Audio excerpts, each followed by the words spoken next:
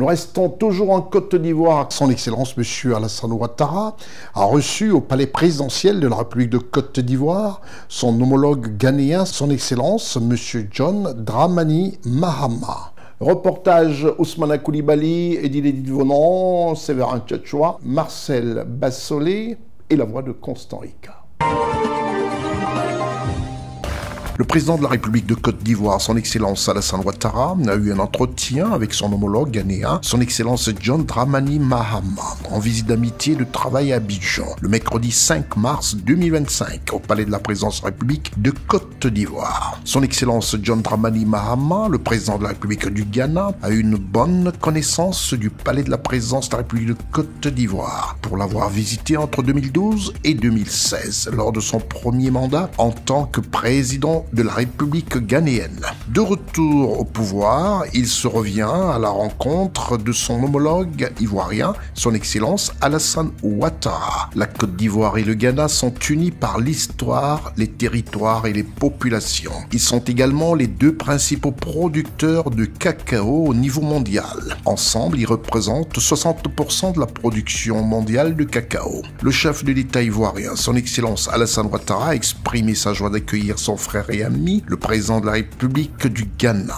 à Abidjan, et lui a réitéré ses chaleureuses félicitations pour son accession à la magistrature suprême du Ghana, un grand pays voisin de la Côte d'Ivoire et une locomotive dans la sous-région ouest africaine. À l'instar du cacao, les deux nations sont résolues à construire conjointement une alliance solide pour relever les défis communs. S'agissant de la coopération bilatérale, nous avons réaffirmé notre volonté commune de soutenir l'initiative Cacao Côte d'Ivoire-Ghana et de renforcer la coopération entre le Ghana et la Côte d'Ivoire dans les domaines des mines et de l'énergie, de la lutte contre l'orpaillage illégal et de la surveillance de la qualité des eaux.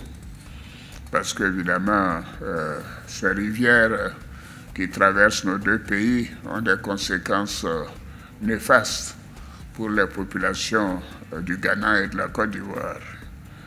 Nous nous sommes également engagés à soutenir et à œuvrer à la mise en œuvre de l'accord de partenariat stratégique Côte d'Ivoire-Ghana, un instrument privilégié de la coopération. Nous avons aussi souligné la nécessité de renforcer la coopération de nos gouvernements en matière de sécurité et de défense en vue de garantir la paix et la stabilité en Afrique de l'Ouest et de lutter efficacement contre le réchauffement climatique, contre le terrorisme, la piraterie maritime et bien sûr de toutes les formes de trafic dans la sous-région. Intervenant à son tour, le président de la République du Ghana, son Excellence M. John Dramani Mahama, a remercié le chef de l'État et le peuple ivoirien pour l'accueil qui lui a été réservé et réaffirmé la qualité des relations entre son pays et la Côte d'Ivoire. Il a salué les performances économiques remarquables réalisées par la Côte d'Ivoire en dépit des contingences mondiales et qui a pu enregistrer régulièrement une croissance économique de 6 à 7%. Il a souhaité que les deux pays continuent de travailler ensemble. La Côte d'Ivoire a un poids important dans la sous-région avec ces situations que nous connaissons d'agitation économique. La Côte d'Ivoire a pu faire une croissance économique de entre 6 et 7%. Cela est remarquable. Je pense que nous devons continuer à travailler ensemble, la Côte d'Ivoire et nous. Le Ghana et la Côte d'Ivoire sont un même peuple. Nous voulons travailler à changer les choses. Surtout aussi, Monsieur le Président, lorsque vous parlez de l'orpaillage clandestin, j'ai bien pris note parce que cela impacte nos deux pays. Surtout qu'au Ghana, nous avons 44 réserves de forêt qui ont été touchées et surtout aussi nos réserves d'eau qui sont impactées par l'effet de l'orpaillage clandestin. Cela impacte et produit aussi des effets du changement climatique sur nos deux pays parce que le climat en Côte d'Ivoire et le climat au Ghana sont les mêmes. Monsieur le Président, je voudrais donc aussi, à la suite de ce que je viens de dire, encourager nos relations puisque la Côte d'Ivoire et le Ghana sont impliqués dans cette zone de libre-échange qu'est la ZLECAf, dont le siège est au Ghana. Nous pensons que nous pouvons continuer à renforcer la coopération dans ce sens-là pour le bien-être de nos deux pays. La Côte d'Ivoire et le Ghana, tous deux membres de la communauté économique des États de l'Afrique de l'Ouest, expriment leur inquiétude face à la situation de crise que subissent actuellement certains pays dans la sous-région. Il y a toujours la possibilité de ramener nos pays frères à la maison.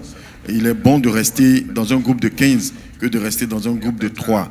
Il y a toujours des possibilités. Ce sont des pays qui comptent dans la sous-région et la sous-région a une importance pour ces pays-là dans la mesure où il y a des populations de ces pays qui sont en Côte d'Ivoire. Il y a aussi des populations de ces pays-là qui souffrent sur les lignes de frontières et je pense qu'il y a toujours des choses à faire parce qu'il y a un intérêt économique à gagner dans la CEDEAO. Comme je l'ai dit, il est toujours bon de rester dans un groupe de 15 plutôt que de rester dans un groupe de 3. Selon le président de la République de Côte d'Ivoire, son Excellence Alassane Ouattara, la situation sécuritaire et sociopolitique dans certains pays du Sahel est jugée préoccupante dans la sous-région. Nous avons noté la nécessité d'apporter une assistance à ces pays frères pour leur permettre de faire face aux besoins humanitaires et sécuritaires.